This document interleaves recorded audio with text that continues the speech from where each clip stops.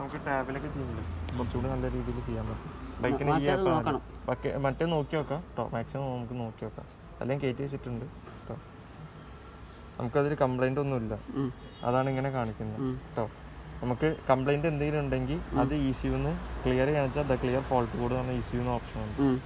Clear fault on ECU clear ആക്കി okay കൊടുക്കേണ്ടത് നമുക്ക് ECU കംപ്ലൈൻറ്റ് എന്തെങ്കിലും ഉണ്ടെങ്കിൽ അത് ഫുൾ ക്ലിയർ ആയിരിക്കും.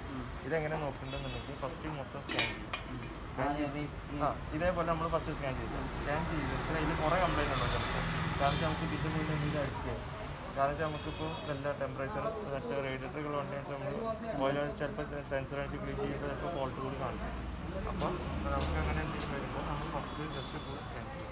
ഫുൾ സ്കാൻ ചെയ്തിട്ട് ഈ സാധനം വന്ന കോഡുകളും ജസ്റ്റ് ഒന്ന് സ്ക്രീൻഷോട്ട് എടുത്ത് ഓയിൽ കുറവുണ്ടെങ്കിൽ അത് ഇതിൽ ഇൻഡിക്കേഷൻ വരെ ചെയ്യും, ഡിസ്പ്ലേയിൽ ഇൻഡിക്കേഷൻ വരെ ചെയ്യും. ഓയിൽ കുറവുണ്ടെങ്കിൽ തന്നെ ചെക്ക് ലൈറ്റ് കത്തിയാലും നമുക്ക് കംപ്ലൈൻറ്റ് എന്താ ഇല്ല, മാറണമെങ്കിൽ ക്ലിയർ ചെയ്യണം. അല്ലെങ്കിൽ പിന്നെ ചിലണ്ട് ജസ്റ്റ് ഒരു 5 മിനിറ്റ് ബാറ്റ് വയർ അഴിച്ചിട്ടുണ്ട് അത് റീസെറ്റ് ആവും. അങ്ങനത്തെ ഓപ്ഷൻ വരുന്നത് നമുക്ക്